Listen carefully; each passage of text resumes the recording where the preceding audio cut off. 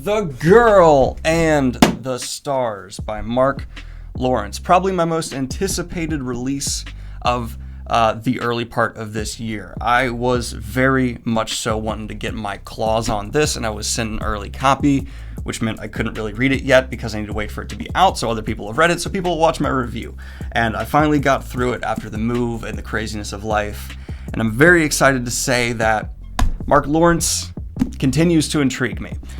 This is not as solid a start as Red Sister was for Book of the Ancestor. For those of you unaware, this is a new trilogy taking place in the same world, and this is an interesting step.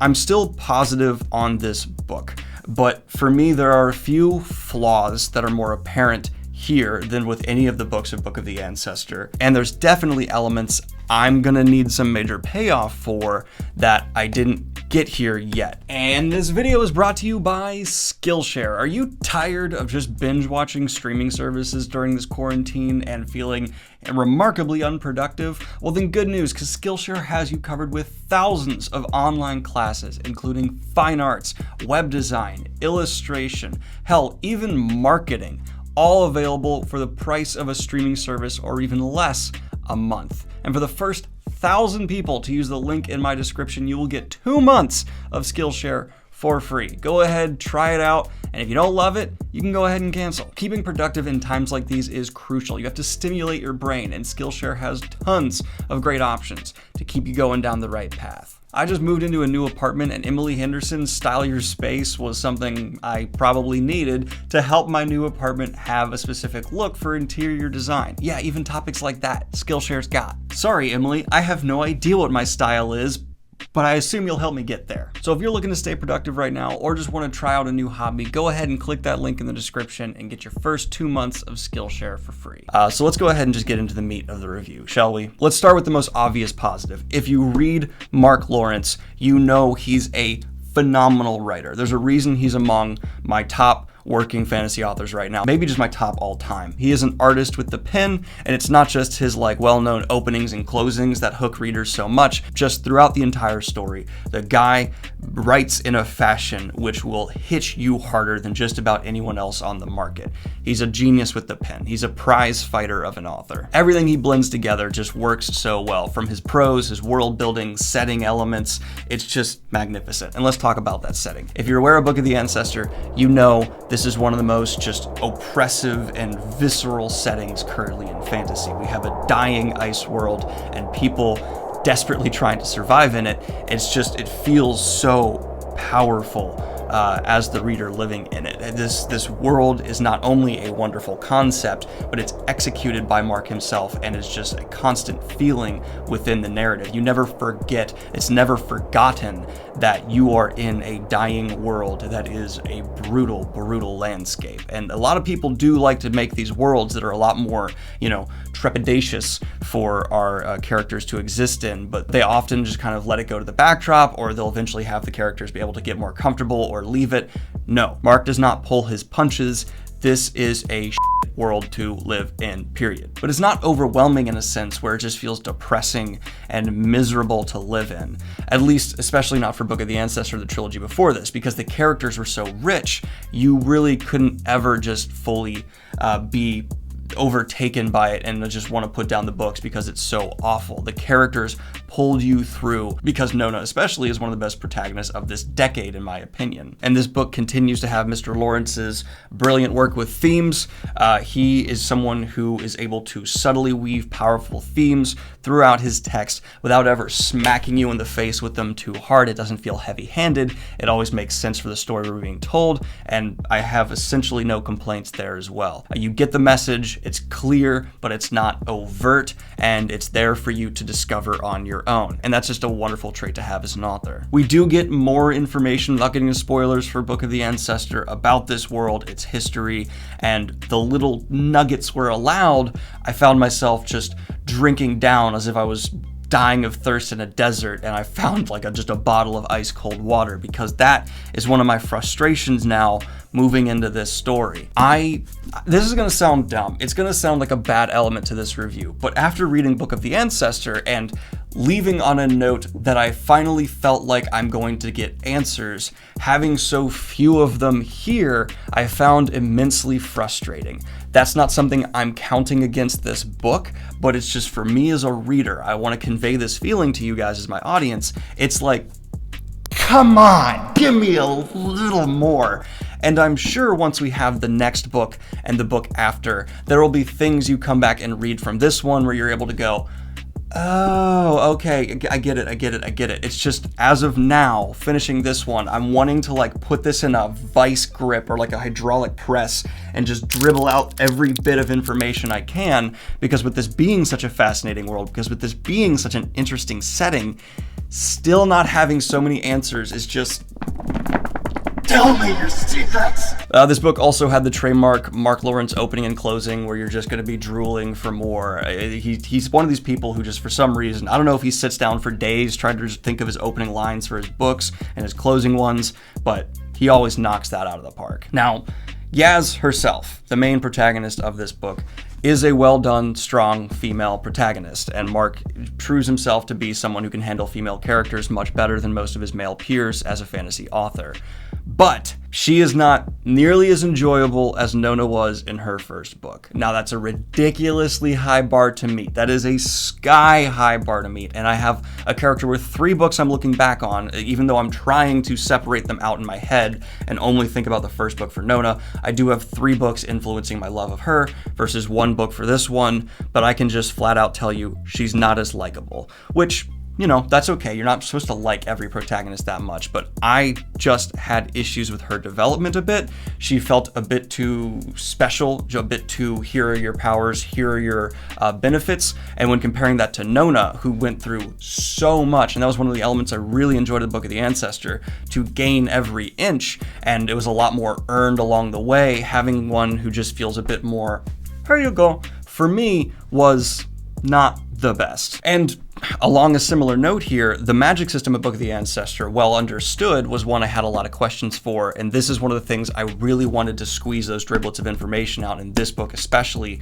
I, for some reason, just had the expectation of I'm going to learn now, but I didn't quite get that as well. It's still an enticing magic system, it's still one you at least understand, but something about this just still left me a bit unsatisfied for that element. Now, when it comes to characters outside of Yaz, they needed to be cut down.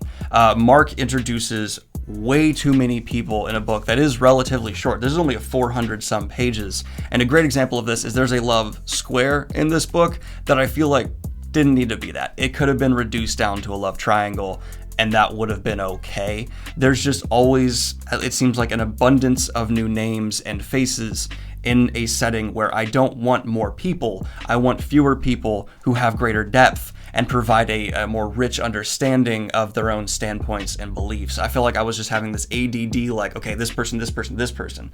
An element that can certainly be fixed in future books as we get to know the important characters more and more. It's just for this one, you know, your first book in your new trilogy, you really need to get your reader invested in a select few and spend time marinating with them. That's one of the few consistent things I do believe for a first book in a series. You need to minimize character introduction so that you feel as intimate as you can, and then you use your later books to introduce more and more and more and grow so that you have that rock solid foundation. I don't feel like we got that rock solid foundation. I kind of understand Yaz and a couple of the people she's with, but I'm not super in love with them or invested in the sense of a lot of the great series that are very good at only having a limited few when you're introduced, and then you grow from there. Book of the Ancestor is a good example. Gentleman Bastards is a good example. They use their first books to get you invested, and then from there, you learn more. And I just wanted that for this one as well. This could be viewed as a bit spoiler, but I don't think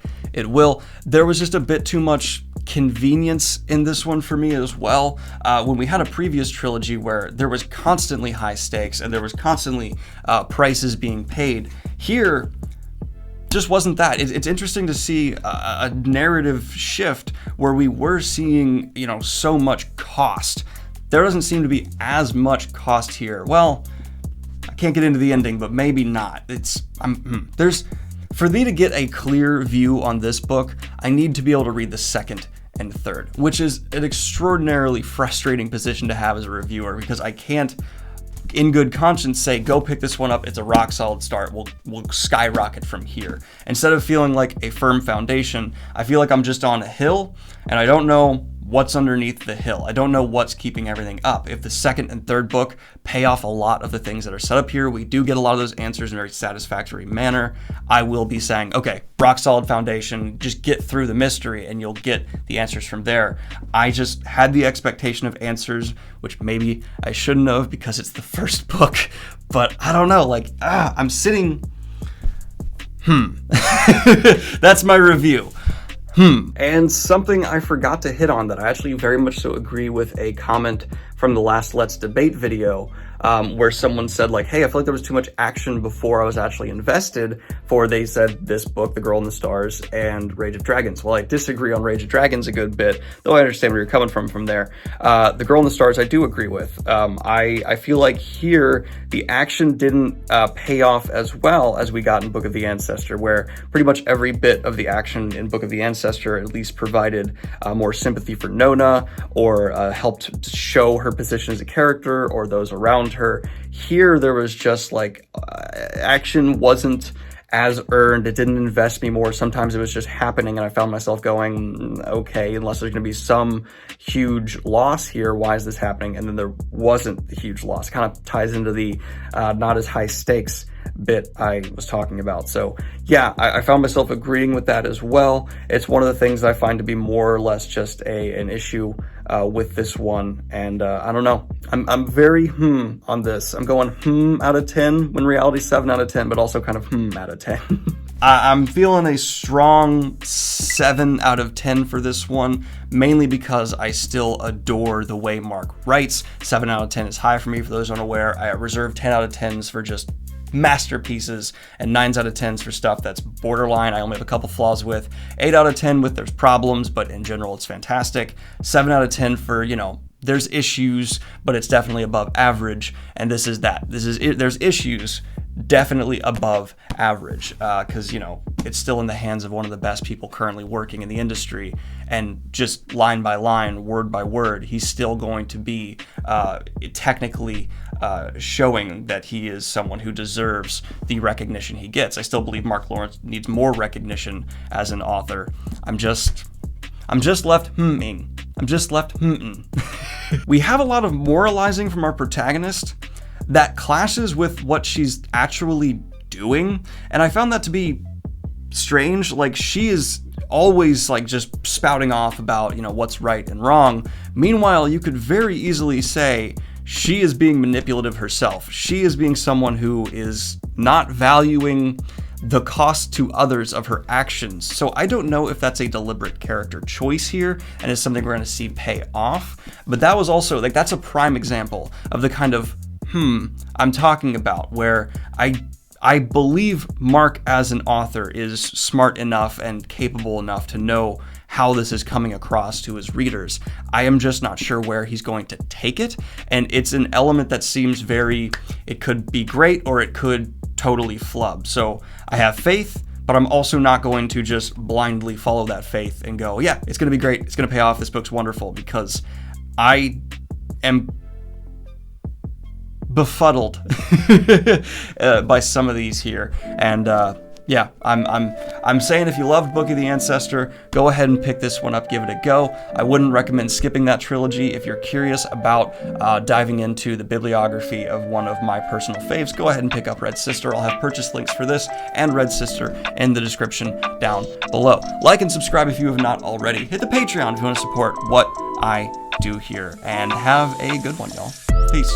And of course, I'd like to record a special shout out to my latest high-tier Patreon, Itium Immortal.